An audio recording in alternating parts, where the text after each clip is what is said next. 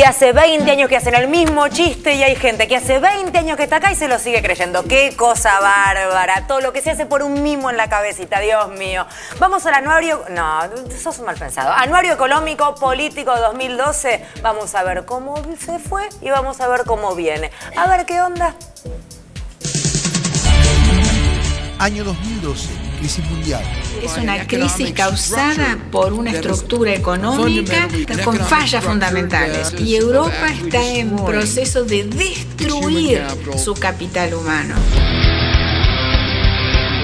Dije que bajaría los impuestos y los estoy subiendo. Lo que se rompe con esta crisis es el modelo neoliberal de gestión de los espacios económicos. 22 de febrero, tragedia de Once, 51 víctimas fatales y toda la evidencia del absoluto fracaso del sistema de concesiones. Lo que hizo Menem fue maquiavélico, porque el tipo lo que hizo fue destruir. Dije que íbamos a hacer sin medir consecuencias. Cirugía mayor sin anestesia. Lo estamos haciendo. El sistema de transportes es fundamental para el desarrollo. 21 de marzo. Se aprueba la ley 26.739. La reforma de la Carta Orgánica del Banco Central amplía las facultades de la institución en función del crecimiento, la equidad y el desarrollo. Esta idea de que los bancos centrales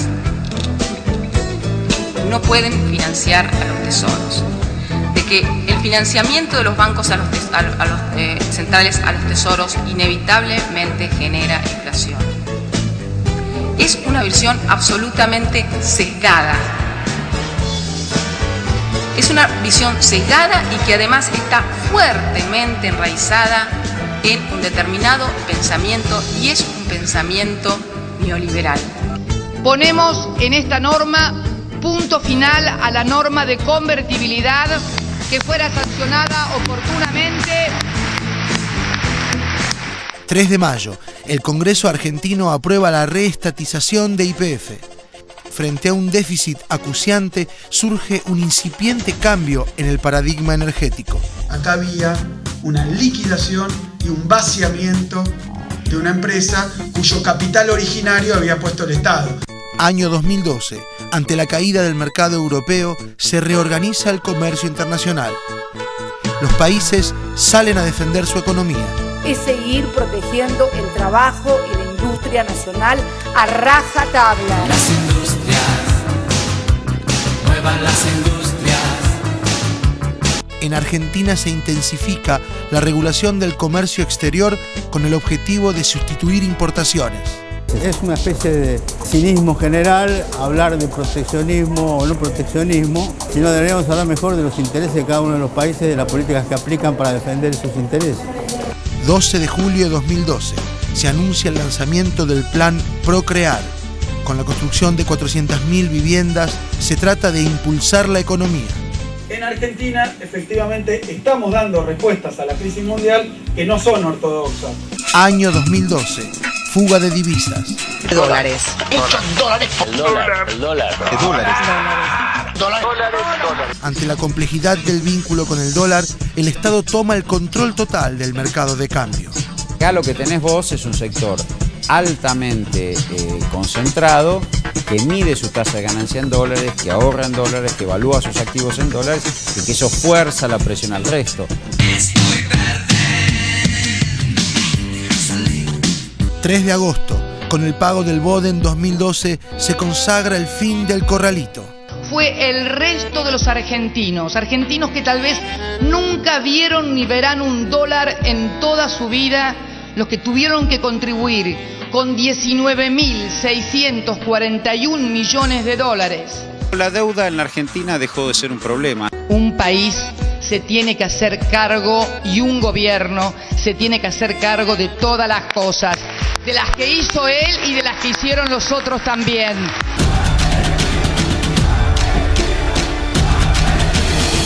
29 de noviembre, se reforma el mercado de capitales. En la Argentina, a partir de ahora, se termina la autorregulación de los mercados. Año 2012, perdieron los buitres. El fallo del juez Griesa fue suspendido por la Corte de Apelación de Nueva York. La fragata Libertad fue devuelta sin pagar caución ni fianza. Argentina reunió un amplio universo de respaldos expresados en el ámbito judicial como en el terreno de la política internacional. Y no vamos a permitir que vuelvan a colocar sus garras en la República Argentina nunca más. Salí, vuelve por donde viniste, salí, no vuelvas a entrar. Diciembre de 2012. Las idas y vueltas alrededor de la ley de medios, votada por amplia mayoría en ambas cámaras, fue una construcción colectiva. Esta ley obviamente necesita, por supuesto, enfrentar las tendencias monopólicas. La justicia bajo la lupa. Lo que es importante es que no se dejen manejar la agenda por 3 o 4 monopolios que les importa un corno a ustedes ni la Argentina. De elecciones, yo no elegí este mundo, pero aprendí a confiar. El problema no son las políticas, el problema es el rumbo que tenemos, que es el que no favorece a los que favoreció durante tantísimo tiempo en la República Argentina.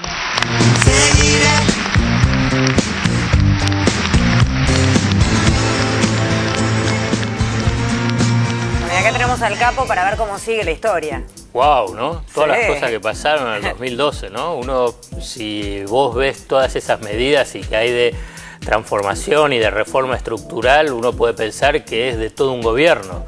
Porque si ves reforma de la Carta Orgánica del Banco Central, lo de YPF, la reforma del mercado de capitales, bueno, no voy a repetir todo porque sería redundante, pero es impresionante.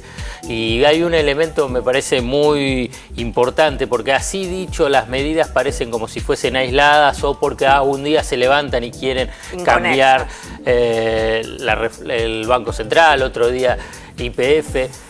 Un elemento, pero muy relevante de este 2012, que no hubo crisis económica en Argentina. Que si bien hubo una fuerte desaceleración de la actividad económica, teniendo en cuenta que el 2011 se creció a una tasa del 9%, este año va a terminar con un magro crecimiento, pero crecimiento al fin del 2%, del 2,5%. No tuviste una crisis de proporciones como si no se hubiese tomado nada, si no se hubiesen tomado ninguna medida, como si no hubiesen madurado muchas de las medidas que se empezaron a tomar desde lo que fue el fin de las FJP o la política de desendeudamiento o la de el control y administración del mercado de divisas. Hoy estarías contando otra historia, no sería este anuario 2012. Y esto es un elemento distintivo del actual ciclo político-económico de la Argentina. En otros momentos, como fue cuando estalló la tablita de Martínez de Oz en el 81-82, cuando fue el 88-89 con el shock hiperinflacionario de Raúl Alfonsín, cuando fue en el 95 con el efecto tequila, cuando en el gobierno de Menem, o cuando fue el 2001 con el corralito de la Rúa, siempre tuviste crisis muy profundas de pérdida de puesto de trabajo, caída de salario real, pérdida de condiciones materiales de sectores sociales muy vulnerables, con crecimiento de la pobreza. Bueno, hoy no lo tuviste. ¿Y por qué no lo tuviste? Y ahí es donde tenés que encontrar las respuestas en una sucesión de medidas que evitan precisamente las crisis cíclicas que sufrió la Argentina. Me parece que ese es el hecho más notable que uno puede rescatar cuando quiere hacer un análisis global de la sucesión de medidas. Clarísimo, Alfred, muchas gracias. Vamos a hablar ahora del casamiento que no fue. Hoy se casaba ella con él. ¿Cuál es la polémica? Dirás vos que él era el asesino de su hermana gemela. Es el asesino, está acusado, está cumpliendo una condena de 13 años por haber sido partícipe necesario del asesinato de la hermana gemela. ¿Es así, Marian? Quizás uno de los casamientos, las bodas más comentadas de las últimas semanas, ¿no? Porque generaba tanta expectativa, sobre todo en Pico Truncado había tanta polémica en Santa Cruz. Un caso raro, convengamos que es muy raro. Ahí Edith Casas y Víctor Cingolani. Víctor Cingolani, detenido, juzgado en junio, condenado a 13 años de prisión por haber asesinado a la gemela de la que ahora se quiere casar con él.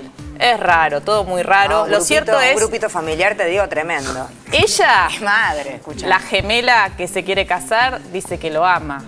Él también, y que a la otra la había querido poquito. Ahora, déjate de joder, Mariana, te lo pido por favor. Yo te lo cuento así.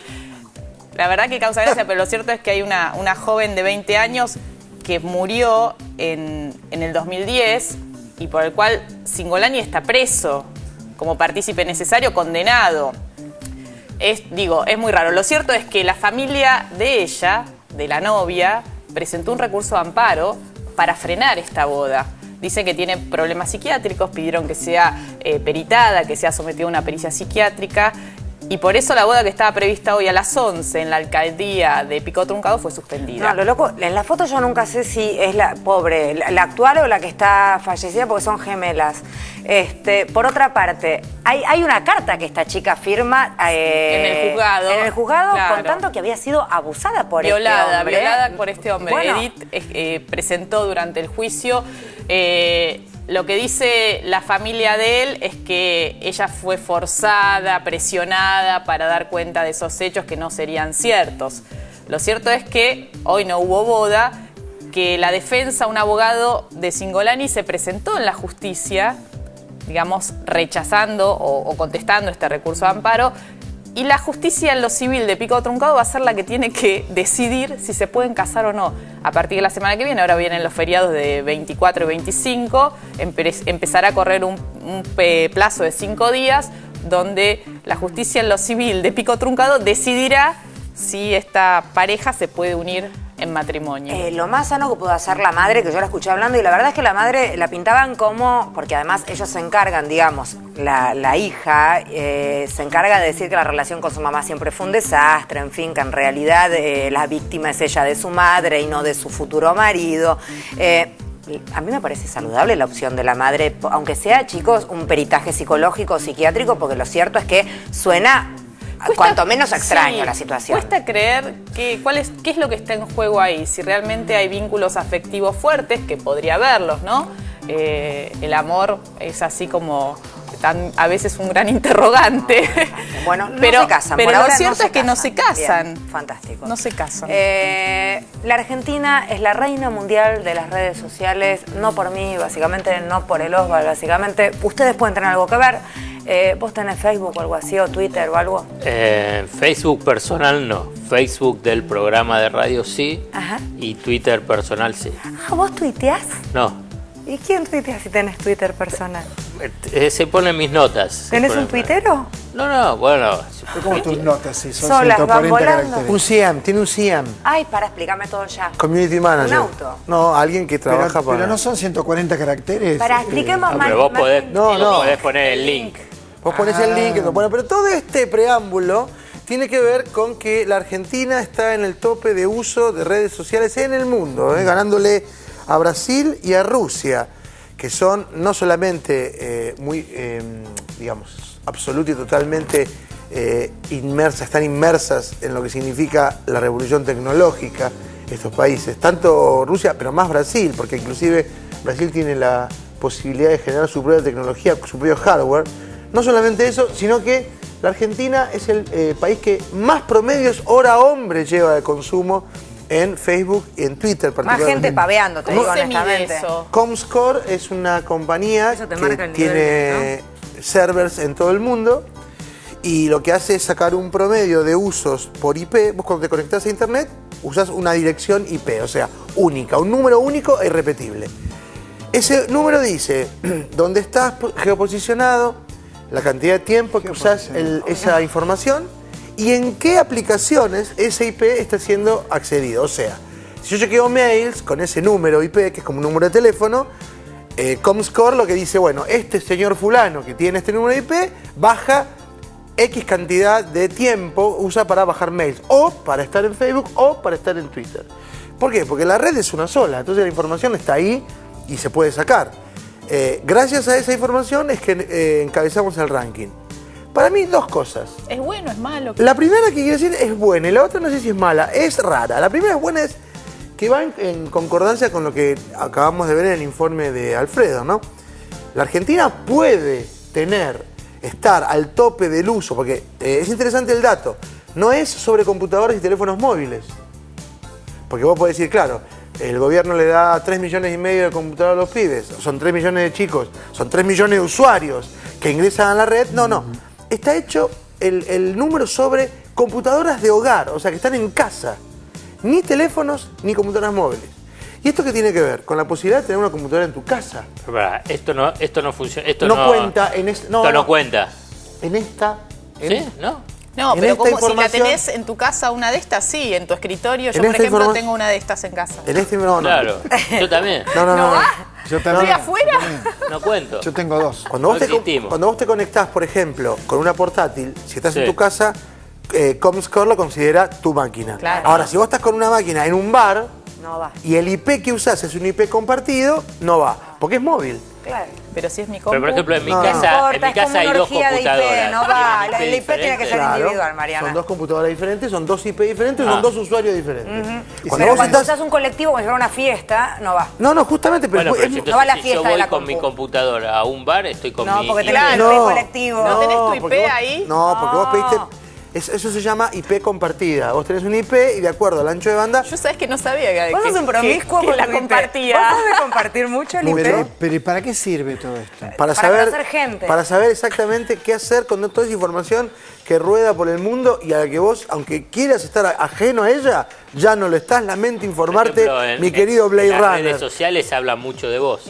Muy mal, ¿no? Por cierto, muchas veces. Y vos no sabés porque no estás en las redes sociales. Lo interesante, fíjate, que la diferencia que hay que Shakespeare escribió todas sus obras sin todo esto aparatito. No, si hoy Shakespeare, ya te lo dije, si Shakespeare viviera estaría en las redes. No estaría, pero vos sin te duda, crees, porque no hay, estaría... No hay culebrón más apasionante que la red. Perdón, vos viste los cosos de Facebook que 9 pasan. horas, 7. ¿Cuánto? 9 horas, 7 Brasil. Ese es mi hijo. 9 horas, 6 Rusia. Y Tailandia inmediatamente 8 horas, 7. ¿Y nosotros cuánto? 9,8. Somos el país que más... por día. ¿Promedio?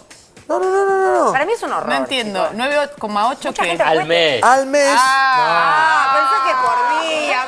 Yo explica bien las noticias. ¿Cómo vas a estar 9 horas por Bueno, día? si ves a mi hijo, sí. Es un si ves a mi hijo, promedio, no crees. Es un promedio mensual.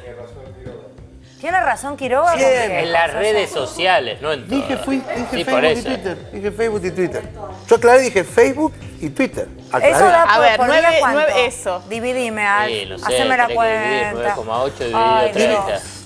Dividí 10 por 30. Dividí 30, te da 3. Dividido 30. 0,0333. Pero son 24 horas. Son 24 horas. Y él me dijo 10 dividido 30. Tu día tiene 30 horas por ahí. No, 10. No, 30 días. Por 30 días. Tenés que multiplicar 24 por 30. Esperá. 24 por 30 igual 720. Dividido 9,8. Menos 9. ¿Pero cuál es dividido? Ese. 9,8. Igual. Bueno, ya dio cualquier cosa. 73,46 minutos tiene que ser. Claro. 1 hora y pico por día. No puede ser. No, para mí no da. Yo no sirvo para estas cosas. Yo te conduzco el programa. Te hago el programa, te lo cierro. Si vos decís por mes, 9 horas. Pará, hacemos la cuenta en el corte. 24 Hacemos la horas cuenta en el de corte y en el bloque que promedio. viene no Lo hice te mal. pierdas la conclusión. Apasionante. Ya venimos. Pará, hagamos.